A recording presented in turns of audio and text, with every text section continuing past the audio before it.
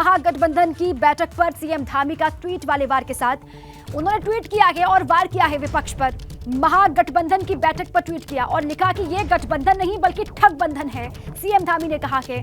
CM Dhami ने tweet कर लिखा कि मिलकर बैठे हैं महफिल में जुगनू सारे, ऐलान यह है कि सूरज को हटाया जाए। ये ट्वीट आप देखिए। महागठबंधन में जितनी पार्टियां हैं उतने ही प्रधानमंत्री उम्मीदवार भी हैं। परिवारवाद और भ्रष्टाचार में डूबा ये गठबंधन नहीं ठगबंधन है, जिनका एक दूसरे को बचाने के लिए देवतुल्य जनता को ठगने का प्रयास एक बार फिर विफल होगा। ये ट्वीट किया है उत्तराखंड के सीएम पुष्कर सिंह धामी ने और शायराना अंदाज में वो महागठबंधन की बैठक पर निशाना साधते हुए दिखाई दे रहे हैं। उन्होंने लिखा, मिलकर बैठे हैं महफिल में जुगनू सारे, ऐलान यह है कि सूरज को हटाया जाए। ये ट्वीट आप देख पा रहे हैं उनका। उन्होंने लिखा कि सारे के सारे एक साथ बैठे हैं, मिलकर बैठे हैं महफिल में जुगनू सारे, ऐलान यह है कि सूरज को हटा दिया जाए। और साथ ही निशाना लगातार देखिए, महागठबंधन में जितनी पार्टियां हैं उतने ही प्रधानमंत्री उम्मीदवार भी हैं। ये ट्वीट किया है। परिवारवाद और भ्रष्टाचार में डूबा ये गठबंधन नहीं बल्कि ठगबंधन है, जिनका ये एक दूसरे को बचाने के लिए देवतुल्य जनता को ठगने का प्रयास एक बार फिर से विफल होगा। जो बैठक पटना में हो रही है आज विपक्ष की, उस बैठक पर हमला बोला है और ये कहा कि लाख कोशिशें कर लें, प्रयास कर लें, लेकिन प्रयास का कोई फायदा विपक्ष को नहीं मिलेगा। बैठक तो सभी साथ में मिलकर कर रहे हैं, जितने लोग हैं उतने पीएम के दावेदार हैं विपक्ष में। ऐसे में सीधे सीधे हमला बोलते हुए सीएम पुष्कर सिंह धामी विपक्ष की बैठक पर। अब आगे बढ़े। केदारनाथ धाम से लेकर पैदल यात्रा मार्ग के पड़ावों से अभी तक 40,000 प्लास्टिक की बोतलें इकट्ठा की जा चुकी हैं और ये सभी वो बोतलें हैं जो केदार धाम आने वाले तीर्थयात्रियों ने फेंकी थी। क्यूआर कोड लगा होने के बावजूद भी कई यात्री बोतलों को रास्ते और धाम में ही छोड़ देते हैं।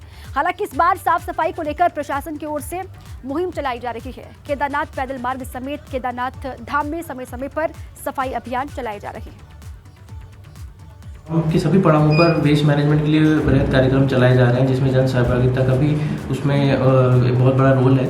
और प्रत्येक सप्ताह कहीं ना कहीं कैंपेन भी हम रन करते हैं। साथ ही हमारी जो विभिन्न विभागों की टीम्स हैं जो जगह जगह जिम्मेदार हैं सफाई के लिए, जैसे कि जिला पंचायत है, नगर निकाय है, सुलभ है, यानी सभी स्वयंसेवी संस्थाएं भी इसमें बढ़ चढ़कर पार्ट कर रही हैं।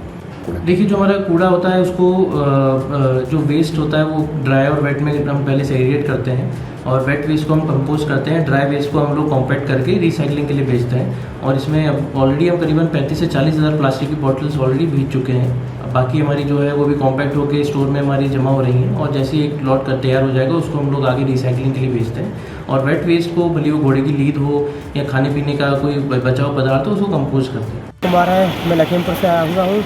मैं यहाँ पे जो भी काम हो रहा है बहुत अच्छा हो रहा है। साफ़ सफाई यहाँ बहुत अच्छी है।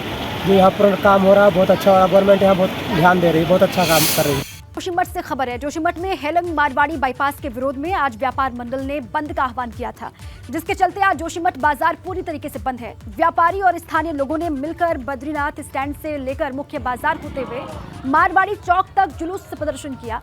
व्यापारियों का कहना यह है कि बाईपास बनने से जोशीमठ शहर अलग हो जाएगा और इनको नुकसान उठाना पड़ेगा।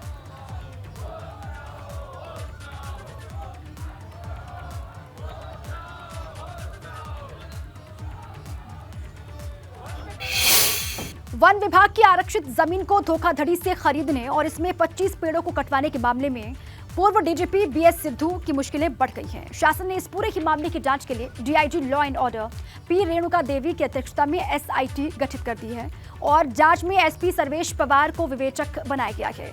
दरअसल पूर्व डीजीपी बीएस सिद्धू पर उनके कार्यकाल के अंतिम दिनों में वन विभाग की जमीन पर फर्जीवाड़ा करने का आरोप है।